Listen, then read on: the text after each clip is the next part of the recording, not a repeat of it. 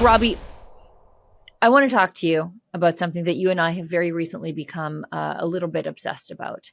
And the reason I want to have you on is because you are Indigenous, and I just want to make sure that I am sampling outside my own bias, as they say.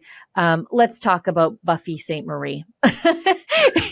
Because you and I are consumed by the fact that apparently Buffy Sainte-Marie is just your average Italian lady named Beverly Santa Maria, and she is not, nor has she ever been Indigenous. She was definitely not 60s scooped in her 20s. And she has traded on an Indigenous identity that she absolutely doesn't have for the better part of 60 years, to the point where she threatened her own family with accusations of pedophilia to shut them up if they ever did tell the truth, because her family, the real heroes in this story, are such good people. She knew she couldn't buy them off with money. She had to do something much, much worse. Robbie, tell me about your opinions on this Canadian icon, CBC darling, living a lifetime of lies. You know, I went down this rabbit hole. Deep, yeah, we did. deep. I have to admit, I've always liked Buffy Sainte-Marie. But truthfully, after doing all this research in the last few days, I realized I really didn't know much about Buffy Sainte-Marie. I didn't really listen to her music. I knew maybe one or two songs. And I don't, candidly, she's successful, but she's also not successful. She's had fair bit of a good career, but it's not like she's Taylor Swift or Madonna. It's not like she had massive sold out concerts or anything like that. Okay. So monetizing as far as record sales and that type of thing, I don't think she's even as big as Jan Arden, frankly. So, I think she might be, particularly in the United States, but you also have to realize she is part and parcel a creation of the CBC. And as it turns out, probably not even Canadian.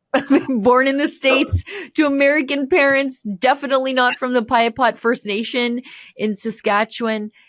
I think a lot of her success, financial and otherwise, comes by way of trading on an identity she just didn't have. And because of that, she took opportunities and financial rewards from real Indigenous women who just couldn't live up to this, idealized version of the Indigenous woman that Buffy Sainte-Marie represents. Well, see, and that's the part that I think that is the worst part and the most ethically sad part of what she's done here. So it's not like she's a massive pop star. Sure, she had some success and she made some money, but I would make the argument that the majority of her money came off of her fake Indigenous status.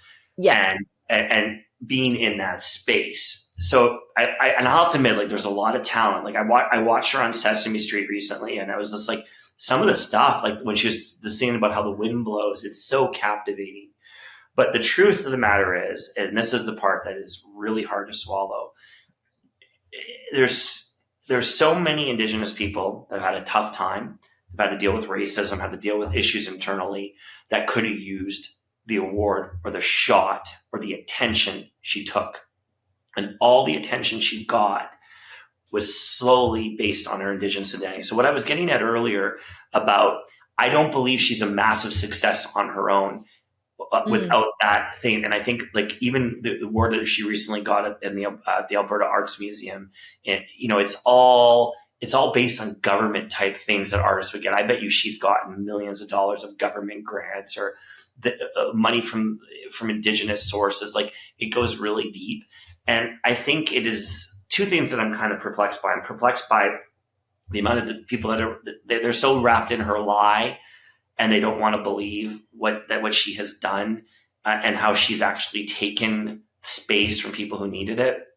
But also, I mean, this is where it's going to be very interesting for the future. This is probably the best thing that ever happened to her being discovered, because I believe she's a narcissist. If you look closely and you look at her face, she's always got kind of like this duper's delight, that little smirk whenever she tells the lie. Yes. I went back and watched, and I'm like, and I look closer and closer, and you could see her makeup, and then when people questioned her, she would ramble this and ramble that, and there was not a real truth to it. And I think that that's the sad part. But even if you look back at the adult adoption, I would even make an argument that she probably helped the Piapot First Nation simply because a star of her level gives them attention, which gives them some purpose as well. But I don't give a shit about them. I don't care about that. I just think that two things are like, she just got another Emmy. Like, I don't know how that happens. Like, for a documentary on her life, Yeah, I don't get it. And when the hardest part too is there's a lot, like her family, like she had a perfect family. She had a perfect upbringing. I'm surprised that people are okay with the way she just rid off her family like that for this identity. So I think she's the next level narcissist. I don't think you'll hear a lot from her again. I think she'll kind of just fade away now.